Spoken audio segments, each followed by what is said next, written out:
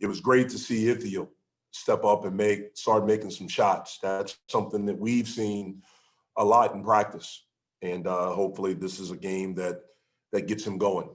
It gives us a different weapon, when he's shooting the ball and playing with confidence like that. And so for him to do that in his first ACC game on the road was big time. I thought Aldis was terrific. He was a steady guy for us. We were in a lot of foul trouble in the first half. I thought John Hughley in the first half was terrific. Gave us a presence down low. Was able to score and was able to draw some fouls. I thought Femi played really well. Got extensive minutes with us being at point guard. Foul trouble at the point guard position. I thought he came in and did a really good job of running our offense. So we defended them well for the game. I think they were 32%. And for us, we were 48%. Teams have been shooting about 35% against them. And so we were obviously able to make some shots. So proud of our team to be able to come on the road and get this win. And now we have to move on to the next play. Jeff, how much can you see Ithiel's confidence increase over the course of a game like that? Where he's scoring points and finally knocking down some shots, especially in quick succession there.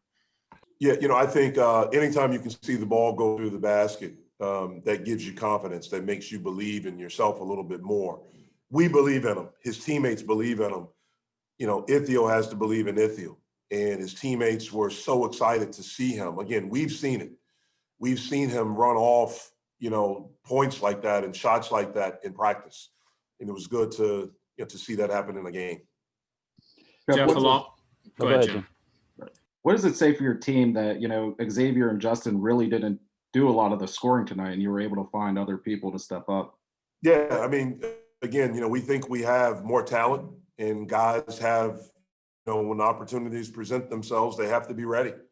It was great to have Nike out there today. And as he, continues to get in game shape, you saw he got us going with a three, but, you saw the rust. He hadn't played the game since, early March. But he's going to be really good for us, and that gives us another weapon.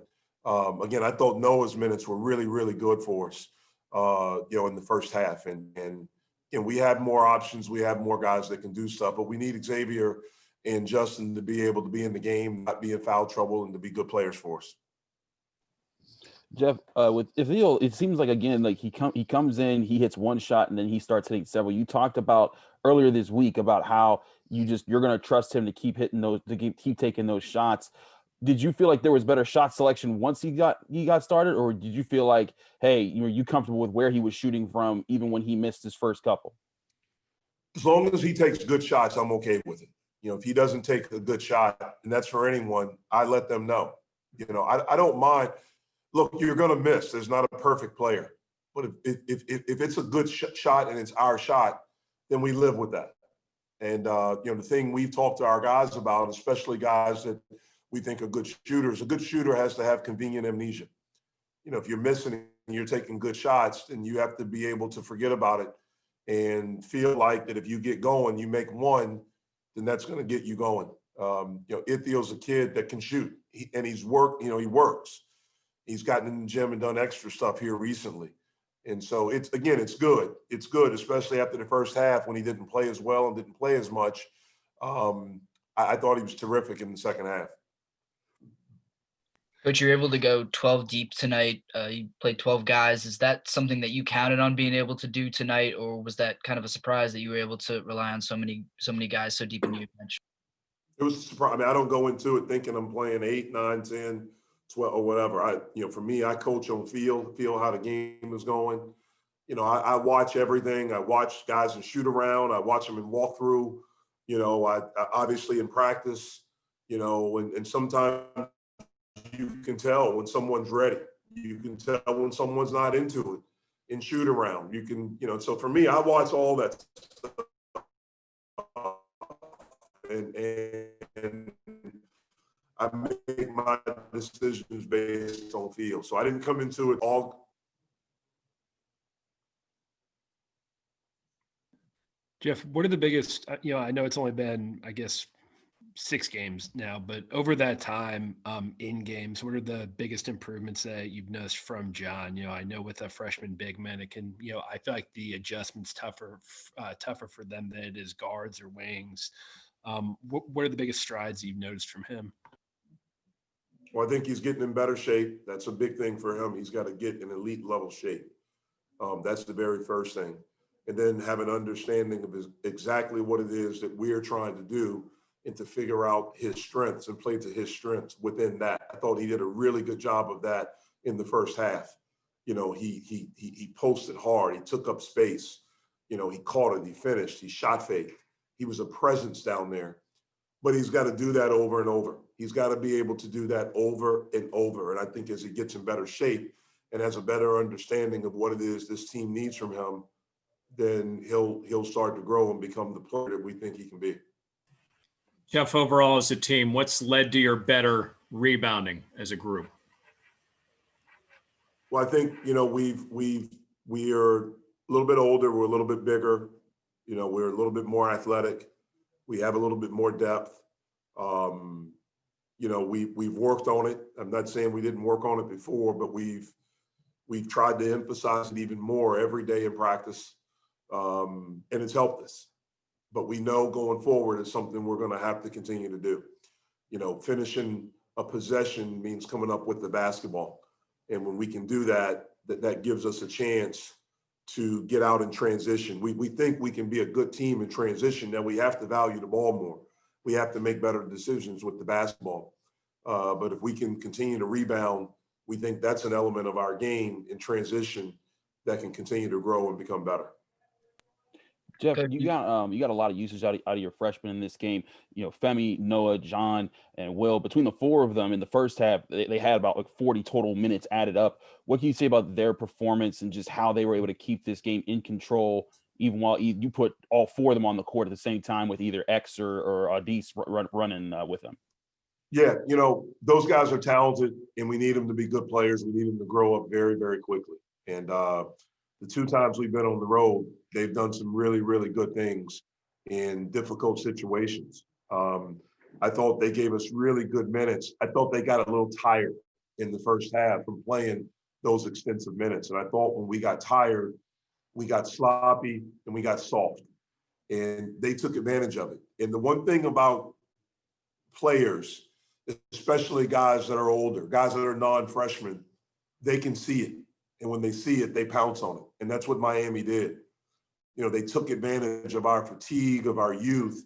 And when we were up 8 in the first half, right away, they came back and they cut it where we had a chance to really extend the game.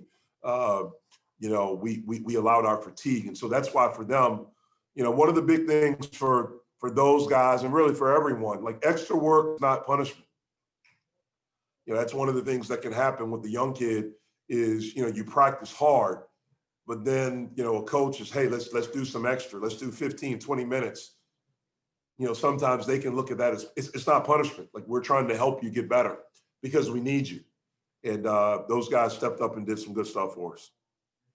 Coach, you've mentioned a couple times this season that you guys are still searching for an identity as a team. Do you feel like throughout this winning streak that you've gotten closer to finding that identity? Well, we've been pretty good defensively. We've rebounded the basketball pretty well. So I think that right there is the identity right now. We have to be better offensively. We have to value the basketball more. That's something that has been really disappointing that we really have to correct as we move forward. Jeff, at the under 16 timeout, Miami had a 35-34 lead. Then, and Xavier, Justin, and John, I think all had 3 fouls at that point. Then you guys come back on a 19-2 run. What can you say about the rest of the guys stepping up then with Justin and Xavier being in foul trouble? And then do you think that's something you can build on going forward if those guys have an off night? Yeah, I hope it's something that we can build on. We have to build on everything. I didn't like the way we started the second half. We started okay defensively and we came, but like after we got up, we just started doing things that were not good things.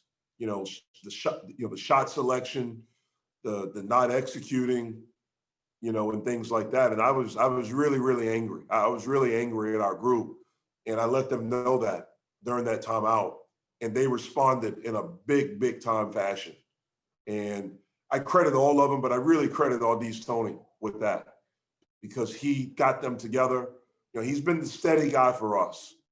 And it's been really cool to watch, you know, his growth as a player and as a leader. And, you know, from that point on, you know, guys did a really good job of we defended, but then we came down and we executed. And when we executed, we got good looks. And I'll live with, if we get a good look and we run our stuff right, I'll live with the results of that because I think there'll be positive results. So thank you, Jeff, guys. Okay, sorry. Go ahead. I'll answer one more. Go ahead. No, I just wanted to ask with Audis, you mentioned how, you know, he was hurt up with Keontae and the news from that over the weekend. Have you talked to him more about that as the week has gone on with hearing that, he's doing better? You know, he knew a lot that was going on because he talked to his mom, and on Sunday, you know, there was a little bit of brain activity. And so Keontae's mom FaceTime Audis, so to put the phone right there so he could communicate with them. They were trying to do that. And he knew kind of the plan going forward. And so we actually talked about it yesterday. He was in really good spirits about, you know, the prognosis, where everything is. We need everyone to continue to pray for the kid, pray for the family, pray for Florida and the players and the coaches. You know, it seems like this thing has turned in a positive way, and we want to continue, you know, for that to happen. From everything that I know about Keontae, he's a great young man, not a good young man, a great young man. And you hate to see that happen to anyone. And my heart goes out to him and his family, to Mike White, their staff, those players, you know, everyone involved there, because that's a parent's worst nightmare. It's a coach's worst nightmare. It's a teammate's worst nightmare. And really glad that it seems like things are turning for the positive. We had just talked with Coach Capel, and he was saying how in practices you're someone from 3-point range who's pretty electric, doesn't miss very often. So when you encounter some struggles in games, sometimes when the shots aren't falling, how frustrating can that be? Where there's that kind of chasm there, and can a mental block form from that at times? You know, I know it's early in the season, but. Yeah, I mean, definitely. I mean, if you're known to make these shots, you know, if you're known to like be a 3-point shooter, and you know, like you said, my 3-point shot is electric, quote unquote. Yeah, it'd definitely be frustrating. I mean, because you know what you can do, and you're not showing it. You know, and you're on a big stage. You got your family back home watching you, friends back home watching you. Hell yeah, it's frustrating. But as long as I'm alive, I'm gonna still keep fighting. I ain't arrived yet. I just started. Theo, what's the support been like from your teammates? Oh, it's been tremendous. My teammates literally just lift me up every day. They always keep encouraging me. My coach, I'm blessed to be playing for a great coaching staff who not only cares about my basketball abilities, but me as a person. And I'm just blessed. And to God be the glory. To God be the glory to everything, the situation, the game that I had. Just to God be the glory. What goes through your head when you make that first shot? You know, against NIU, once you hit one, you seem like you hit everything, and then it seemed like the same thing in the second half tonight. When that clicks, what goes through your mind as you keep going? No, it's on. It's on. And when I get it, whenever I get it, I'm gonna look at the rim. If it's not there, I'm not gonna force it. But if I make that first shot, it's on. You know, I'm gonna still play within the team, offensive team chemistry. But when I make that first shot, it's on. Theo, what's the biggest difference you notice in Audis from last year, watching him kind of on the sidelines, to this year now playing with him? His aggression. I mean, last year, Dees, you'd pass him the ball on the wing, and he'd look to pass first. He wouldn't get the ball, catch it, and see what he has first. But this year, I mean, I know he was working on his handle all summer long. I was sending him some ball handling drills along with what he was doing at home. So I know his ball handling has got so much better. His court vision has been tremendous, and his IQ his basketball IQ has just increased, and his aggression has increased tremendously. You know, what's it like, when X is on the bench for a long period of time and Femi's running the offense? It's a little bit different, but we make the adjustments. I like playing with Femi. I love playing with X. But if X is on the bench, Femi has to come in and pick the team up, and that's what he does. He's a solid guard. He's a great guard, and he's going to continue to do that for us this year because that boy can play.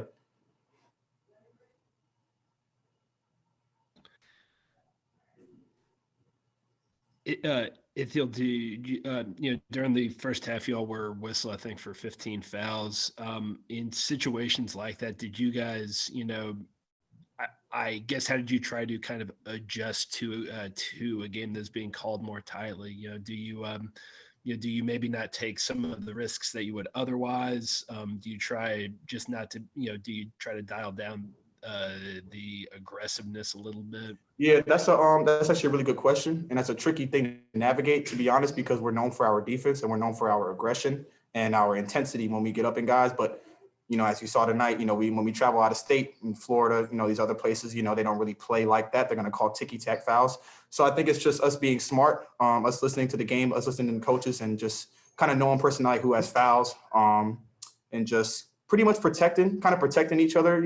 If somebody has 2 or 3 fouls, we know to help over a little bit because we don't want him to get that 3rd or 4th fouls, because we need him in the game. So kind of just, it's a tricky thing to navigate, but, I think we do a really good job of it. If you had 11 players play 5 minutes or more, tell us about the depth on this team and how you guys are able to pick each other up. We're very deep this year. Like you said, 11 guys played more than 5 minutes. So I think it's going to be really fun for us, just because we're so deep and we have guys that are athletic and that can run the floor. We just got to keep getting our stamina, keep getting our wind up, and that's going to come with games. But it's fun playing with a deep. It's fun playing with a deep team. I'm not going to lie to you. You get to take a little break on the bench, and you come right back in. How did preparation change, if at all, for you guys? Just since it was kind of up in the air until I guess probably yesterday afternoon, whether certain guys like Chris Likes and McGusty, whether they would be playing. How did that change your all's preparation for the game? I mean, it didn't really change it at all. Obviously, we're going to write different guys in the starting 5 lineup, but to be honest, it didn't really change. We were playing Miami. We were going to come to Miami and beat Miami, no matter who was going to step on the floor. Coach told us before that we have that he doesn't care who's coming out of the locker room. We're playing Miami. If they got that white, they got that U on there, we're playing them no matter who's out there. We had talked a little bit before about the frustration of playing well in practice and then not always translating to games. How much is that frustration compounded when you have a game like you did against Northern Illinois and you think that things are kind of trending in the right way for you and you've kind of figured things out, and then you go cold in the next couple games? How frustrating is that, and how do you kind of get over that? Yeah, it was funny because I wasn't really satisfied with my Northern Illinois game. It just didn't feel right. Even though I made some threes, I made some good plays. It just didn't feel right. I didn't feel like my old self, to be honest. But then, like you said, I went to some cold games, and I know people were like, I thought he was here. What happened to him? But I'm just working every day, so I wouldn't expect. Don't expect too much. I'm playing within the mold of the team, but I'm going to do my best this year to try and have as many good games as I can. Did you feel like yourself tonight? Oh, hell yeah. That just felt good. I'm going to try to keep it going. Jeff was telling us that, you've, with your close relationship to Keontae and everything that's going on, that, you've been in contact with the family. We just wanted to give you a chance to talk about what that's been like just all throughout this week with, how terrible that was, but then the good news that people have been hearing about his progress. Oh yeah, it was a terrible process. The day of the game, we was at shoot-arounds and came back at shoot-arounds, and it was like a cousin collapsed on the floor, and I was just like, for real? And then there was breaking news on all ESPN, so that it was just devastating to hear that because he's doing so well on the court, and he's just a great person, So it was just heartbreaking for me to feel like that's his career in jeopardy.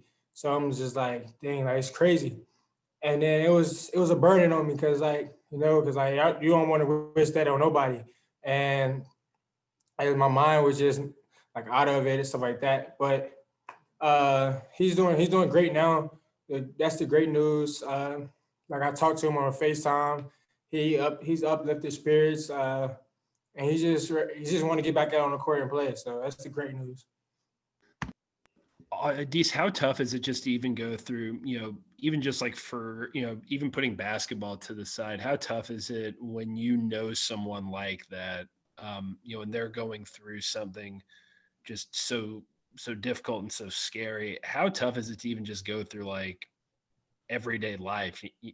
Like I know you guys aren't in class now, but like how tough is it just to, even just practice or work out or even go about your day when when something like that's on your mind? Yeah, it's real tough. It's very, very, very tough because like I said, like you don't want to wish that on you don't wish that on nobody. That could have happened to anybody. And the simple fact that it happened to like one of your relatives, like your cousin, your you know what I'm saying, your family, it's just the simple fact that like, it's heartbreaking, it's shocking. Like you like this really happened to somebody that's close to me. And knowing that like you try to take your mind off of it, like because you use basketball, for example, I use basketball for my sanctuary, so like to get away from my problems and stuff like that. But like stuff like that involved with your family is it's hard, it's very hard to try to overcome at that time. So Adis, for you guys to win a game with X and Champagny in foul trouble, what's that tell you about this group? we're very special. Like Coach said, next man up. You always got to be ready at all times, and that's what the guys that came in today. They stepped up to the plate, even though we had other two in foul trouble, other two guys in foul trouble, and the others came off the bench and produced it and impacted the game well. So that's how we got this done. Ardis, what does whenever Ithiel makes his shots like that, what does he do for this team? What does he do for this offense when he can open things up like that? When IT making shots like that, it opens a whole lot for everybody. That mean they have to figure out a way to guard all five positions because everybody can go and the whole five can go. So when him shooting like that, it opens up a lot for a lot of guys, a lot of penetration, stuff like that. Is just great for his game.